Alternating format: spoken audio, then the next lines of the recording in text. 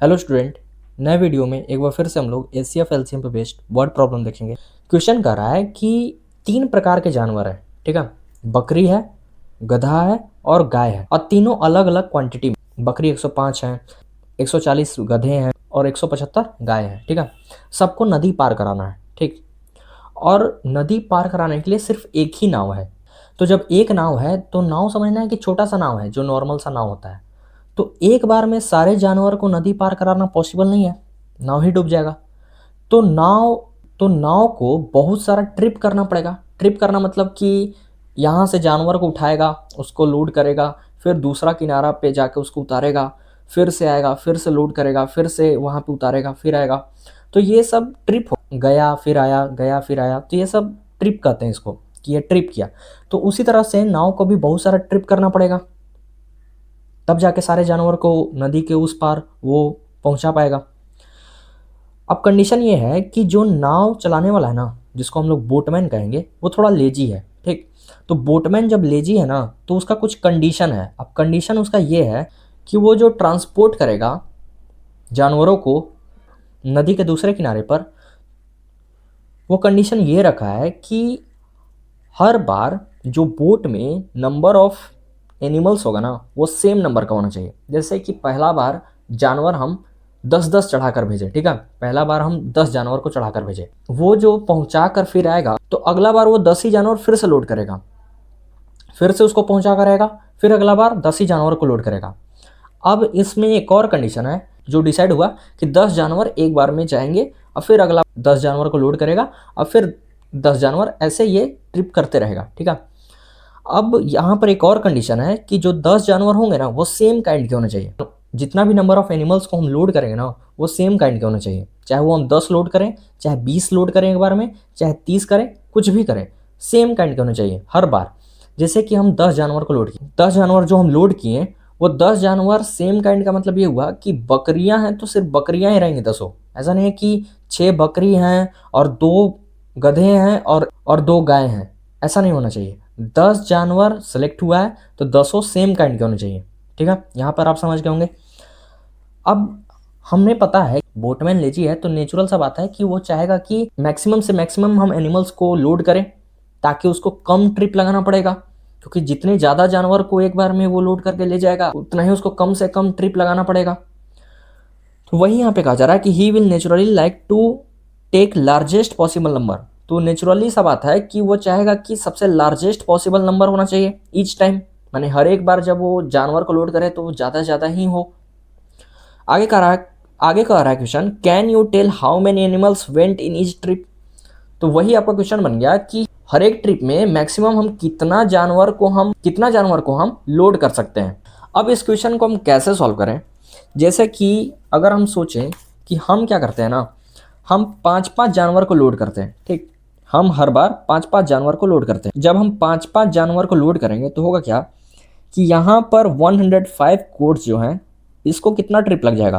तो अगर इसको हम डिवाइड करें 5 से, तो 2 बार में और 1 बार में, मतलब 21 ट्रिप लगेगा गोट को पहुंचाने में। अब 140 जो है डंकी हैं।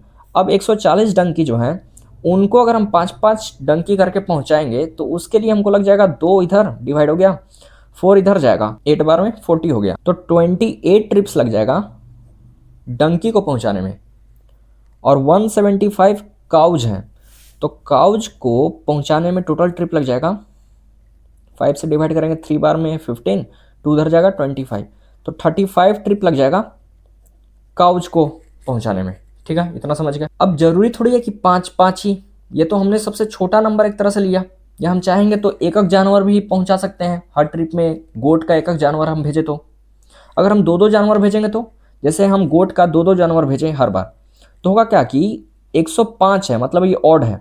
तो ऑड है तो होगा क्या कि 104 गोट को तो हम भेज देंगे, ठीक है। 104 गोट को हम भेज देंगे कितने बार में, तो 5 और 2, 52 ट्रिप्स में 104 गोट्स उस किनारे तक पहुंच जाएंगे। लास्ट में बचेगा मेरा एक गोट।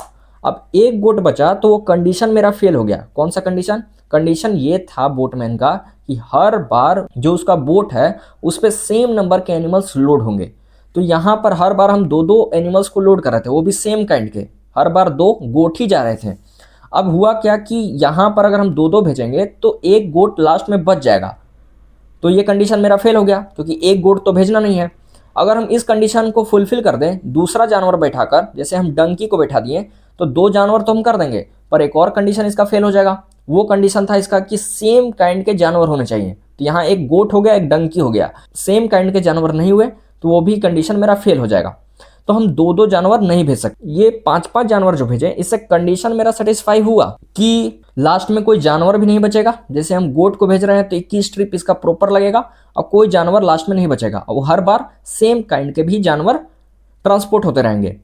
उसी तरह से डंकी में भी 28 ट्रिप्स लगेगा और काऊ में 35 ट्रिप्स लगेगा, और ये तीनों में कंडीशन सेटिस्फाई हो रहा है जब हम 5-5 जानवर भेज रहे हैं तो।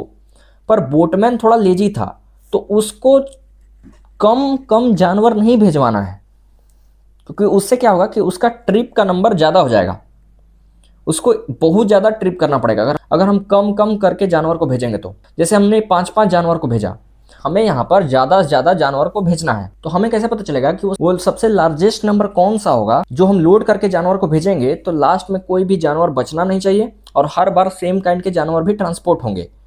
तो उसके लिए या तो आपको एचसीएफ करना पड़ेगा या तो एलसीएम करना पड़ेगा। अब दोनों में से कौन सा करें? तो हमने आपको बताया था कि जब भी आपको लगे कि गिवन डेटा से आपका आंसर जो है वो छोटा आ रहा है तो आपको एचसीएफ करना है, और जब भी आपको लगे कि गिवन डेटा से आपका आंसर बड़ा आएगा तो आपको एलसीएम करना है। इसको हमने डिटेल में बताया है वर्ड प्रॉब्लम का जो पहला वीडियो है एचसीएफ एलसीएम का, उसमें हमने काफ़ी डिटेल में इस बात को बताया है। अगर आपको लग रहा है कि मेरा आंसर गिवन डेटा से छोटा आएगा तो आपको एचसीएफ करना है, अगर आपको लग रहा है कि मेरा आंसर गिवन डेटा से बड़ा आएगा तो आपको एलसीएम करना है। अब यहाँ पर हम सोचते हैं कि मेरा गिवन डेटा में नंबर था 105, 140 और 175, तो हम गिवन डेटा सोचते हैं कि मेरा आंसर बड़ा आ जाएगा। जैसे 175 इन तीनों में दिख रहा है सबसे बड़ा नंबर, तो उससे भी बड़ा हम लेते हैं जैसे 176, ठीक है, मतलब मेरा आंसर 176 आएगा।